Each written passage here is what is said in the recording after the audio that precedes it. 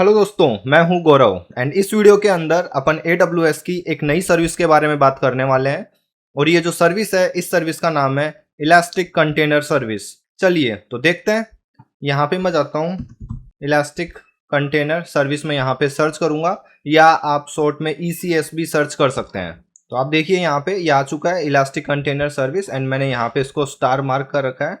तो उससे होगा क्या, उससे यहाँ पे मेन मेन्यू में भी आपको ये दिख जाता है। अब ये जो सर्विस है, ये सर्विस क्या है? बेसिकली इलास्टिक कंटेनर सर्विस जो है, ये एक कंटेनर ऑर्केस्ट्रेटर सर्विस है जो AWS अपने को प्रोवाइड करता है। यहाँ पे आप क्या कर सकते हो, यहाँ पे आप आपके कंटेनर्स रन कर सकते हो। ये कंटेनर ऑर्केस्ट्रेटर प्लेटफॉर्म है। तो आप इसको कंपेयर मत करना डोकर के साथ। डोकर जो है वहां पे आप केवल कंटेनर रन कर सकते हो।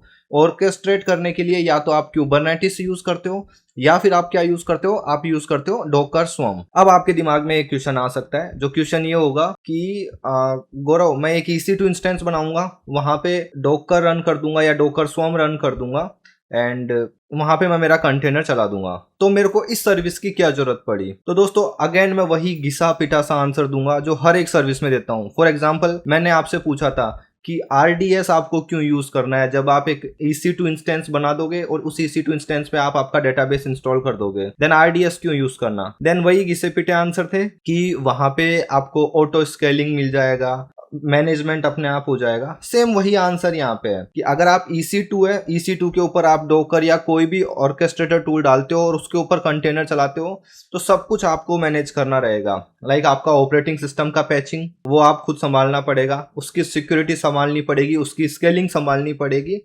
सब यही चीज यहाँ पे आपको खुद को करना पड़ेगा। तो इसलिए आप यूज कर सकते हो इलास्टिक कंटेनर सर्विस। ठीक है, ये तो इसका जस्ट एक ओवरव्यू हो गया। अब इसके अंदर चलते हैं, और जब अपन क्लस्टर बनाते हैं तो यहाँ पे क्लस्टर, अब यहाँ पे मैं क्रिएट क्लस्टर पे क्लिक करता हूँ एंड जब मैं क्रिएट क्लस्टर पे क्लिक करूंगा तो आपको 3 ऑप्शन आएंगे। चलिए दिखा देते हैं। एंड यहाँ पे जब मैंने क्रिएट क्लस्टर पे क्लिक किया, देन सपोज मैंने यहाँ पे नेम दे दिया गौरव यूट्यूब डेमो। ओके, अब यहाँ पे देखिए इंफ्रास्ट्रक्चर। जब आप ECS पे कोई भी कंटेनर आप डिप्लॉय करोगे, रन करोगे, तो उसको आप 3 अलग अलग तरीके से अलग अलग जगह पे डाल सकते हो। एक तो फॉरगेट पे, एक मैनेज इंस्टेंस पे, और एक सेल्फ मैनेज इंस्टेंस पे। सो सेल्फ मैनेज इंस्टेंस क्या होगा कि इस सेल्फ मैनेज इंस्टेंस के अंदर आपके जो EC2 इंस्टेंस है वो आपको खुद को मैनेज करने पड़ेंगे। अब आप बोलोगे कि यार अगर सब मेरे को मैनेज करने पड़ेंगे तो फिर ये जो ECS है, इलास्टिक कंटेनर सर्विस है, ये वहां पे कैसे डालेगा? तो बेसिकली होगा क्या कि आपका जो सेल्फ मैनेज इंस्टेंस है, आपका EC2 इंस्टेंस जो होगा, उसी के अंदर ECS खुद का एक एजेंट डाल देगा और वो आपके कंटेनर्स को ऑर्केस्ट्रेट करेगा।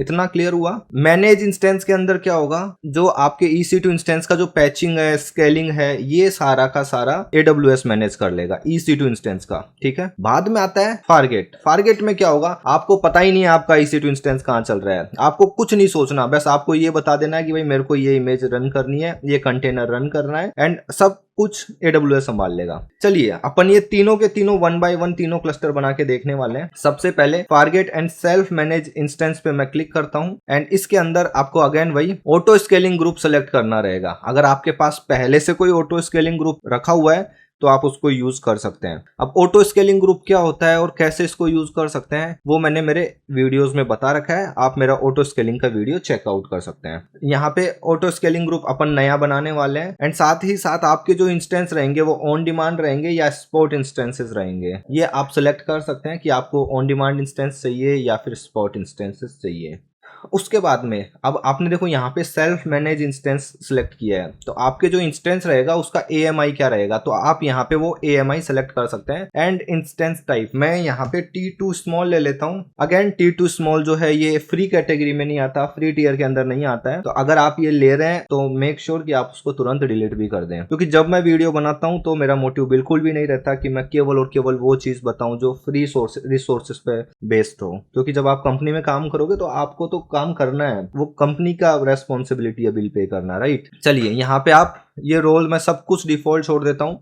एंड डिजायर कैपेसिटी, तो यहाँ पे जब स्केलिंग रहेगी तो मैक्सिमम नंबर ऑफ नोड कितने जाएंगे आपके क्लस्टर के, तो मैं यहाँ पे देता हूँ 1 एंड मैक्सिमम दे देता हूँ 5। यहाँ पे सेलेक्ट कर सकते हैं अपन आपका जो भी की पेयर होगा। चलो मैं यहाँ पे क्रिएट ए न्यू की पेयर पे क्लिक करके एक की पेयर बना लेता हूं एंड क्रिएट की पेयर।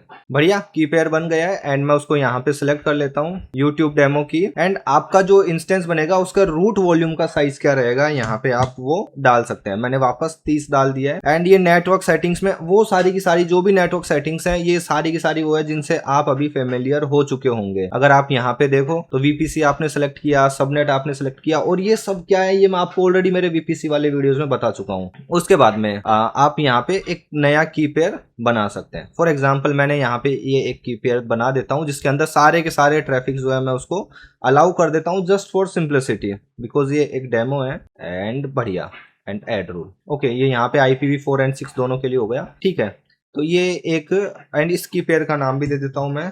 बढ़िया, एंड मैं यहाँ पे क्लिक करता हूँ क्रिएट पे।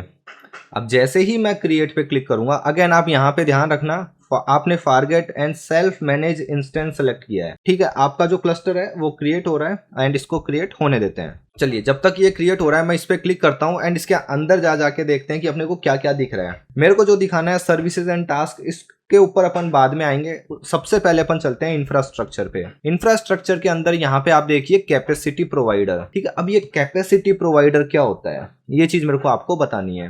ठीक है, तो अभी इस कंटेनर को जो है क्रिएट हो जाने दो, उसके बाद अपन देखते हैं।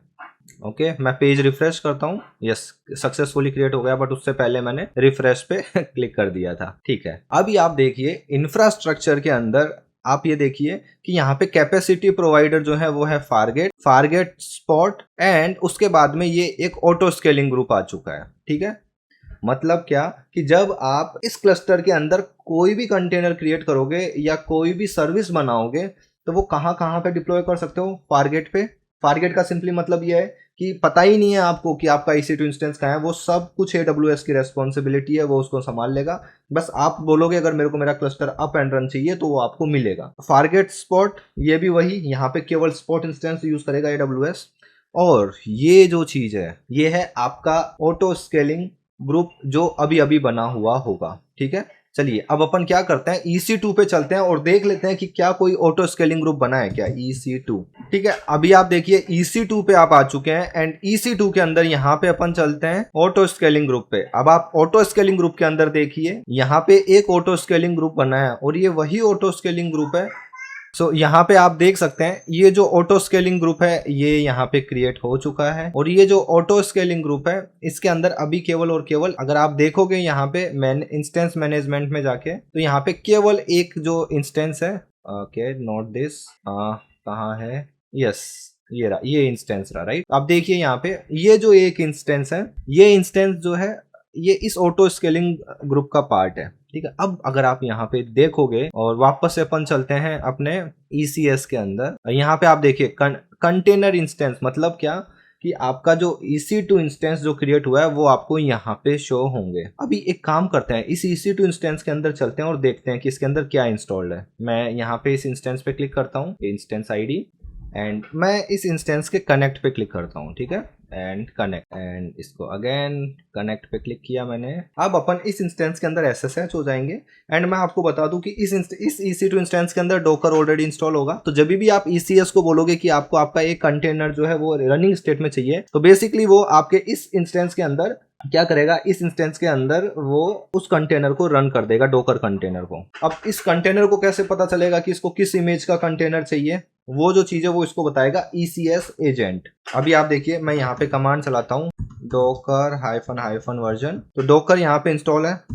docker ps कमांड चलाता हूँ तो अभी आप देखिए यहाँ पे केवल और केवल जो ECS का जो एजेंट है वो यहाँ पे रनिंग है। एंड डोकर इन्फो कमांड चला के दिखाऊँ आपको मैं, तो अभी आप देखिए यहाँ पे ये डोकर इन्फो की एक कमांड इसने यहाँ पे चला दी है। ठीक है, इतना क्लियर हुआ।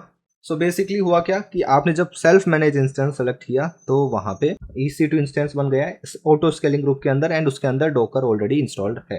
ठीक है, तो इस तरीके से आप क्या कर सकते हो, आप आपका इलास्टिक कंटेनर सर्विस के अंदर आप आपका पहला क्लस्टर क्रिएट कर सकते हो। ठीक है, अब अपन अगले वीडियो में दूसरा तरीके से क्लस्टर क्रिएट करने वाले रहेंगे जो मैनेज्ड इंस्टेंस रहेगा। ठीक है दोस्तों, तो इस वीडियो में इतना ही। एंड दूसरे वीडियो में अपन क्या देखेंगे, दूसरे वीडियो में अपन क्लस्टर दूसरे तरीके से क्रिएट करेंगे जिसके अंदर मैनेज इंस्टेंस रहेगा। एंड उसके बाद में अपन क्या करेंगे, दोनों क्लस्टर्स के अंदर अपन टास्क बनाएंगे, सर्विसेज बनाएंगे, टास्क डेफिनेशन बनाएंगे, जिससे आपको पैरेलली समझ में आता रहे कि किस में क्या हो रहा है। तो दोस्तों इस वीडियो में इतना ही, मिलते हैं अगले वीडियो में जहां पे अपन क्या करने वाले हैं, वापस से अपन एक और क्लस्टर बनाएंगे जो manage instance and forget type का रहेगा। तो दोस्तों इस वीडियो में इतना ही, मिलते हैं अगले वीडियो में, बाय बाय।